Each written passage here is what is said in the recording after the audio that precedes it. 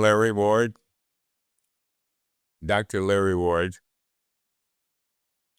a long-term practitioner in the Buddhist path, beginning with Zen in Chinese Buddhism and journeying through Tibetan Buddhism, all the way through to Vietnamese Buddhism, where I met Thich Nhat Hanh, and where I became one of his senior Dharma teachers. My pronouns are he and him. The talk today is on boundless love. It's a little hard or tricky, I guess is a better way to put it, a little tricky to describe why that's important right now in a way that can be understood. I think that is the challenge of this talk. I'm going to do my best. Boundless love, I think of as love without limit. Another way I think of it is love that I cannot measure. There are no numbers. It's not quantifiable. And I remind myself of this reality of things when I sit on my back porch and look out over 2 acres of trees, too many trees to count, and immeasurable in my experience. I cannot know all that is there. It goes beyond my constructs, beyond my language. And so I think that's why it's often referred to as the 4 immeasurables of mind, the first of which is the mind of loving kindness. The mind, for me, which is the mind of respect. Or in the Lotus Sutra, the Bodhisattva, known as the never disparaging Bodhisattva. This is the quality in each of us that we can cultivate to let everyone we meet know that we do not despise them. We have no intentions of dishonoring their precious life. We are in every way concerned for their well-being as much as our own. And that is boundless love. In boundless love, self and other collapses into us. In boundless love, any rewards one experiences are not noticed. In boundless love, another image I use is the ocean. I lived in the ocean here in Rhode Island. But a story about the meditation I did in the ocean with Thich Nhat Hanh in Santa Cruz, California. We sat by the ocean without saying a word for an hour and a half, it seemed like. And very powerful experience of what is immeasurable, what is bounds. I could not see where the ocean ended. And so to cultivate the quality of this in ourselves, in our own heart's energy, in our own nervous system, and in our own mind so they can be fully embodied, is the practice of boundless love. And in the Buddhist tradition, boundless love is not simply a thought. It is an activity. It is a behavior. It is a way of thinking. It is a way of speaking, but it is also a way of behaving, which is why boundless love is the foundation of ethics, of deep care. For me, it's important because it is what we need to cultivate in ourselves and between ourselves right now in the world. We live in a world that may not ever have known or cannot conceive of boundless love. Some people may have never experienced it in their life. Others have forgotten if they had that experience, so it has faded into the backgrounds of their memory. I have been fortunate enough through the way I was cared for when I was adopted to always be connected to boundless love, to see it as a very practical matter of caring and giving and nurturing and listening and speaking from the power of the heart. These elements for me loving kindness can't be separated from compassion, which can't be separated from shared joy, which can't be separated from equanimity. It is all one network of awareness. It is all one soup with those ingredients constantly interacting. But what I do, which I would suggest you try, is visualize. I do the work with the forest in my yard, behind my yard. I do that practice at the ocean of finding that energy in myself of expanse, that energy of myself inside of myself that is beyond myself, that is not measurable in myself, that is not confined to myself. And in that, I am able to hold, not get rid of, I am able to hold with care the pain and suffering of myself and of the world, which I can do over and over and over again. That is part of the boundlessness of it. It is always there for me as a resource, as a reminder that a wave is not the whole ocean, but a wave is the whole ocean. Boundless love transcends our hindrances of anger and ill will.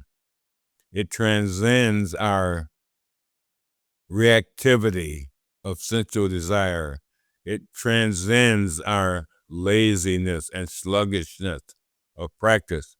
It transcends our restlessness and worry, and it transcends our amazing capacity of being human to doubt, to always question ourselves. Are we right? Are we going in the right direction? Is this the right way? Is this not the right way? And the only way we know is by practicing going,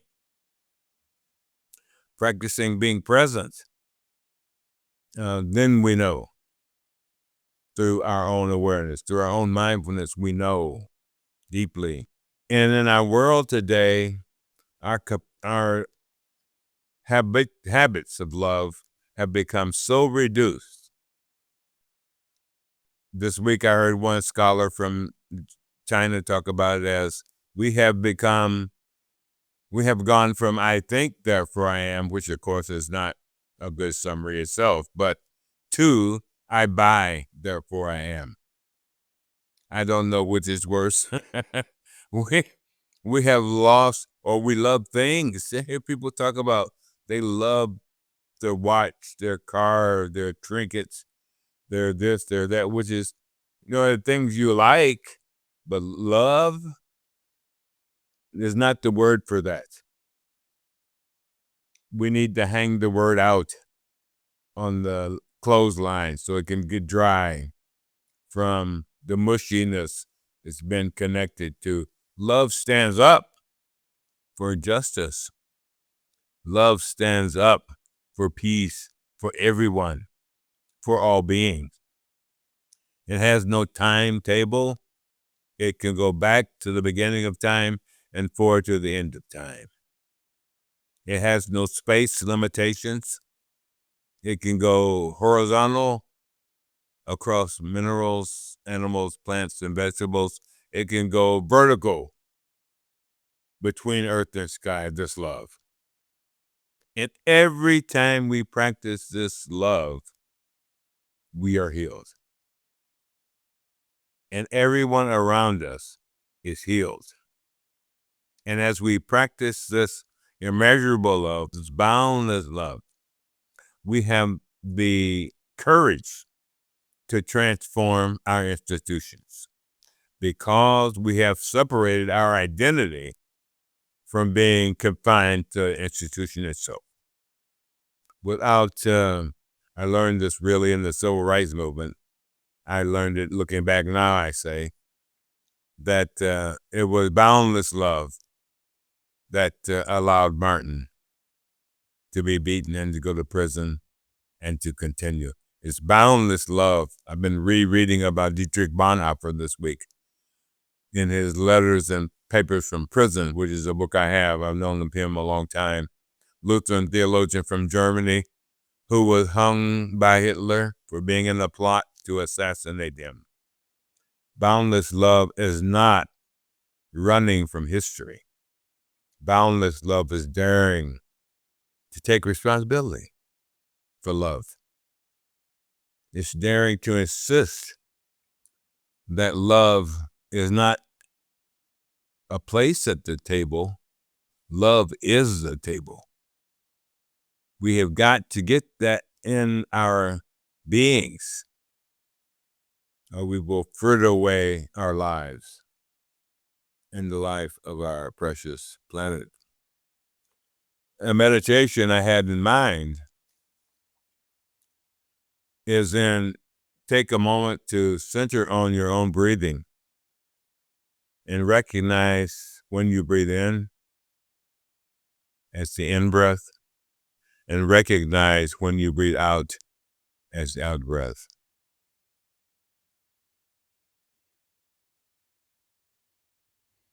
And when you breathe in, remember, this is the planetary breath. And when you breathe out, it is the breath of all beings. And when you breathe in, the breath of trees. And when you breathe out, even the breath of your enemies. Breathing in the breath of your ancestors. And breathing out the breath of the present moment. Breathing in the interbeing of your breath, the interconnection of your breath to the whole cosmos. And breathing out the impermanence of your breath, because it will not always be there. Breathing in, finding space in your heart and in your mind to hold the suffering of the world and this promise. Breathing in, know that liberation is already there for you. And breathing out, liberation is not outside of you. The path is already in you to be chosen and swept clean by your own practice. Creating space for boundless love. It's already there. It's a matter of growing the tree, watering that seed in you. However small it starts, it can grow and eventually have wonderful fruit that can be shared.